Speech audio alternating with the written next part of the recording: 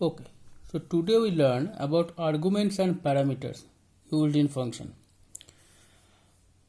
So what is argument and parameters? So actually arguments and parameters are basically uh, basically noticed in the definition of function or in the calling statement. So what is argument? Actually argument are the values which being passed as argument, which have been passed through calling statement. जब हम लोग कोई function call करते हैं तो जो value pass होते हैं उसको हम लोग बोलते हैं आर्गुमेंट. फॉर एग्जांपल यहाँ पर देखो जो कॉलिंग स्टेटमेंट है क्या है, सम ए बी. तो here A and B are called arguments. And what is parameters? The values which have been received is called parameters. So यहाँ पर सम एक्स वाई, ये जो एक्स और वाई है, this are called parameters.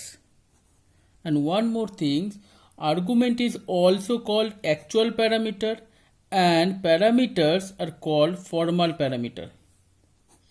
So please remember these terms, it's also very important terms. Okay, actual parameters and formal parameter. Now there are different types of parameters or arguments which are supported by Python.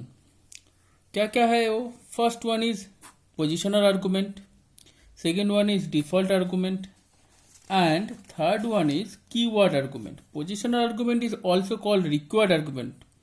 Why it is called required argument हम लोग ये बाद में देखते हैं. Then default argument वो भी हम लोग देखते हैं. आफ्टर दैट कीवर्ड आर्गुमेंट और it is called named argument. Okay, so next हम लोग one by one different types of parameter हम लोग देखते हैं.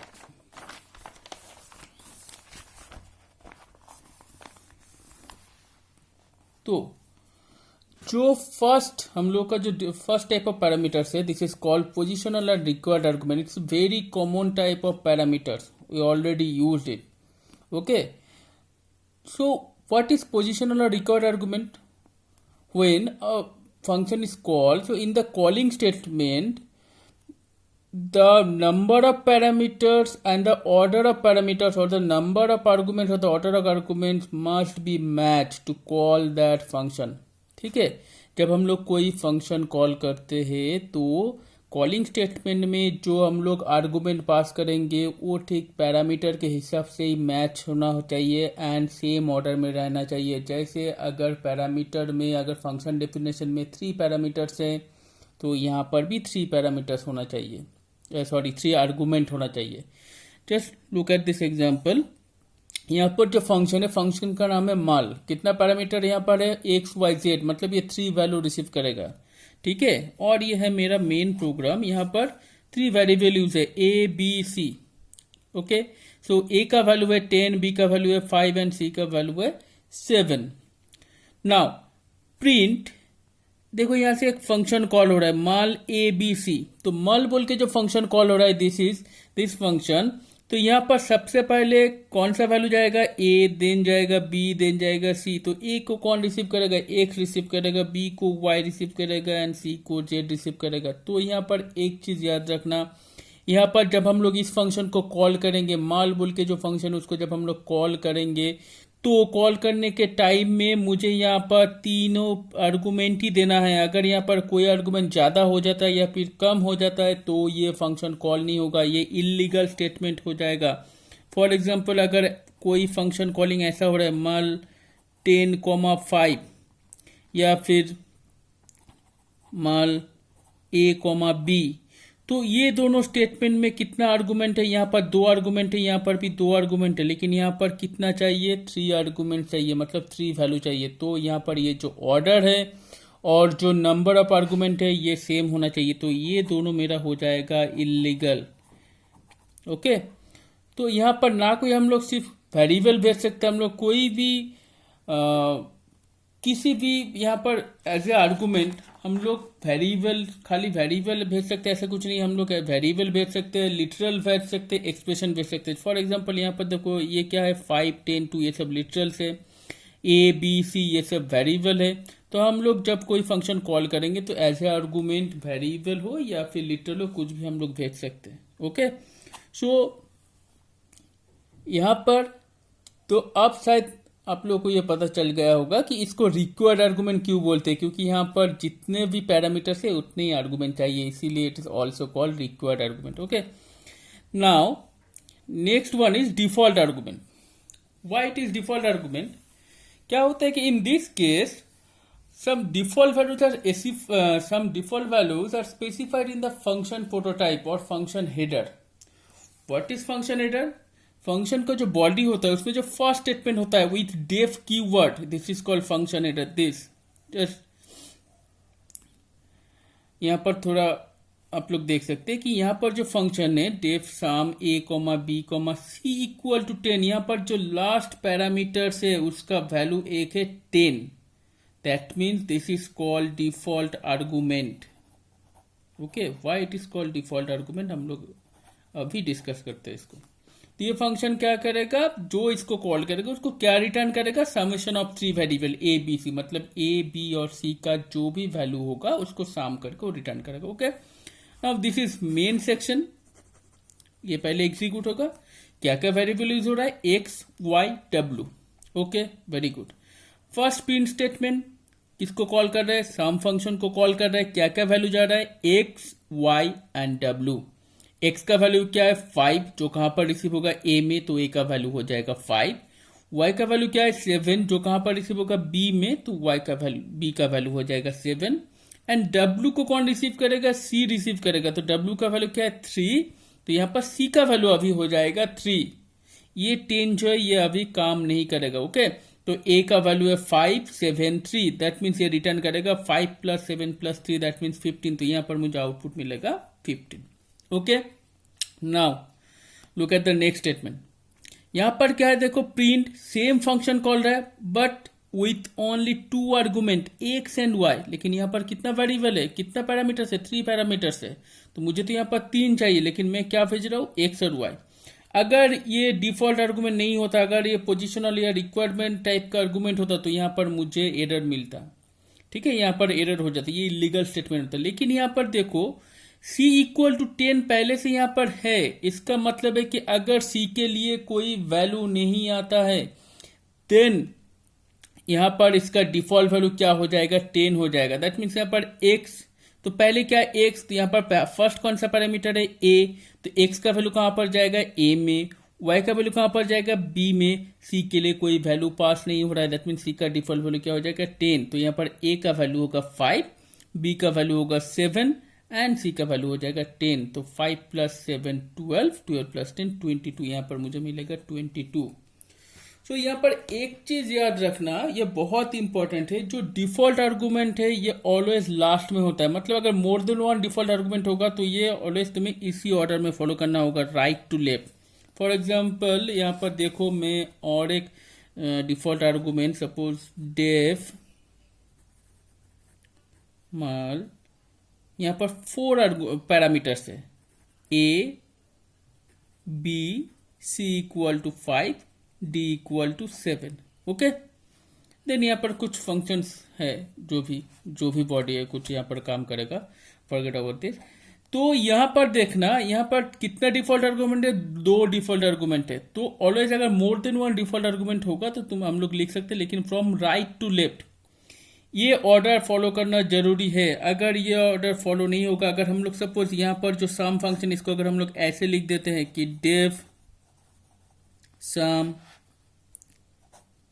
a b equal to 5 then c, then suppose return a plus b plus c, तो ये illegal है। क्यों इलीगल है कि देखो जब ये स्टेटमेंट एग्जीक्यूट होगा तो यहाँ पर x का वैल्यू कहां पर जाएगा a में, y का वैल्यू कहां पर जाएगा b में, c के लिए तो वैल्यू नहीं जा रहा है।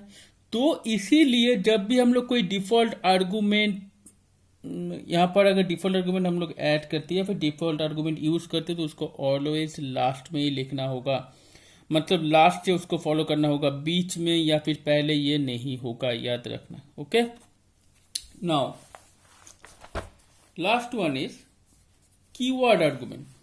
Okay, last one is keyword argument. It's also यहाँ पर क्या है कि डिफॉल्ट आर्गुमेंट में, रिक्वायर्ड आर्गुमेंट में क्या होता है, ध्यान से सुनना। रिक्वायर्ड आर्गुमेंट में क्या होता है, रिक्वायर्ड आर्गुमेंट या फिर पोजिशनल आर्गुमेंट में क्या होता है कि जो रिक्वायर्ड पैरामीटर्स है वो जिस ऑर्डर में है और जिस नंबर में है उतना ही आर्गुमेंट मुझको जब हम लोग फंक्शन कॉल करते हैं उतना ही आर्गुमेंट मुझे पास करना होगा, उतना ही आर्गुमेंट एज ए आर्गुमेंट मुझे पास करना होगा। मैं फिर से रिपीट कर रहा हूँ कि रिक्वायर्ड आर्गुमेंट या फिर पोजिशनल आर्गुमेंट में क्या होता है कि फंक्शन डेफिनेशन में जितने भी जो नंबर ऑफ पैरामीटर्स है एंड जो पैरामीटर्स का ऑर्डर है उसी ऑर्डर में एंड उसी नंबर में मुझे आर्गुमेंट को पास करना होगा।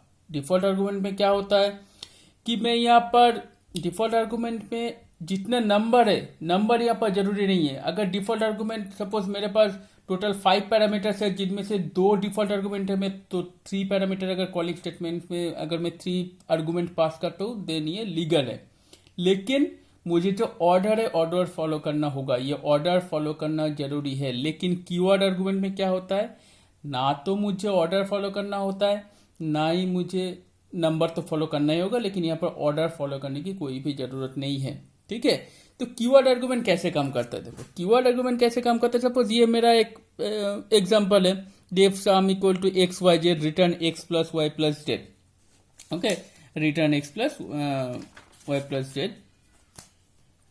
तो ये जो फंक्शन है ये क्या करेगा, 3 जो वेरिएबल है एक्स वाई जेड जो 3 वेरिएबल्स है उसको सम करेगा, सम करने के बाद उसको रिटर्न करेगा, दैट्स इट और कुछ नहीं। तो यहां पर देखना जब मैं सम फंक्शन को कॉल कर रहा हूं तो यहां पर देखो पहले क्या है एक्स, तो ये क्या एक्सपेक्ट करेगा कि पहले एक्स के लिए वैल्यू आएगा देन वाई के लिए वैल्यू आएगा देन जेड के लिए वैल्यू आएगा जो नॉर्मली होता है। लेकिन यहां पर देखो मैंने इसको कैसे कॉल किया कि वाई इक्वल टू 10, मतलब ये 10 कहां पर जाएगा, यहां पर x इक्वल टू 5, अब ये 5 जाएगा x में, देन z इक्वल टू 6, तो 6 आएगा यहाँ पर। ठीक है, तो देखो यहाँ पर x और y का जो ऑर्डर है उसको मैंने चेंज कर दिया। तो इसमें कोई भी यहाँ पर जो इस वजह से जो मैंने x और y का जो ऑर्डर है उसको चेंज किया है, फॉर दैट यहाँ पर इस फंक्शन में या फिर इस प्रोग्राम में कोई भी इफेक्ट नहीं आएगा, ये मुझे बिल्कुल राइट आउटपुट देगा। ठीक है, अब यहाँ पर और एक चीज है कि हम लोगों ने अभी 3 टाइप ऑफ आर्गुमेंट या फिर पैरामीटर्स देखा है, उसको लेकर काम किया है। Now we can use multiple argument times we can use multiple argument types together. Okay, we can use multiple argument types together in one function calling statement. For example ये जो फंक्शन है डेफ सम, इसके लिए अगर मुझे value देना है, okay, तो मैं कैसे दे रहा हूं, देखो डेफ सम, सपोज मैं दे रहा हूं 10 y इक्वल टू 7 एंड 6। अब क्या होगा, देखो ये क्या है मेरा, ये दोनों है मेरा रिक्वायर्ड आर्गुमेंट और ये हो गया मेरा कीवर्ड आर्गुमेंट। तो मतलब एक ही फंक्शन कॉलिंग, एक ही कॉलिंग स्टेटमेंट में या फिर एक ही प्रोग्राम में मैं मल्टीपल आर्गुमेंट टाइप को एक साथ यूज कर सकता हूं। ठीक है, लेकिन इसके लिए कुछ रूल्स है जो रूल्स मुझे फॉलो करना होगा। ओके, ये जो रूल्स है ये मुझे फॉलो करना होगा। वो रूल्स क्या है कि नंबर 1, जो आर्गुमेंट लिस्ट है वो सबसे पहले पोजिशनल आर्गुमेंट या फिर रिक्वायर्ड आर्गुमेंट को, मतलब सबसे पहले मुझे पोजिशनल आर्गुमेंट या फिर रिक्वायर्ड आर्गुमेंट को लिखना है। ओके, तो जो फर्स्ट रूल्स है, फर्स्ट रूल्स क्या है कि जो आर्गुमेंट लिस्ट है, argument list must contain required argument first. Okay, number 2, after that, after required argument, then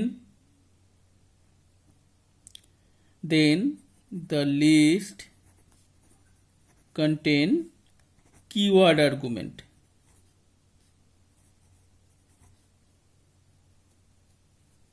Okay, keyword argument. And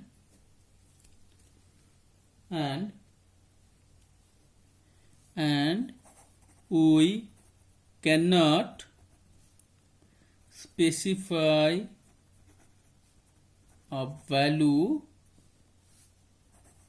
for an argument more than one. तो ये याद रखना जरूरी है कि एक ही आर्गुमेंट के लिए मोर देन वन मतलब एक बार से ज्यादा हम लोग वैल्यू स्पेसिफाई नहीं कर सकते, ठीक है। तो ये कुछ रूल्स है, ये याद रखना होगा जब अगर हम लोग मल्टीपल आर्गुमेंट को एक साथ अगर कंबाइन करना चाहते हैं तो। Okay, so that's all for different types of argument in function.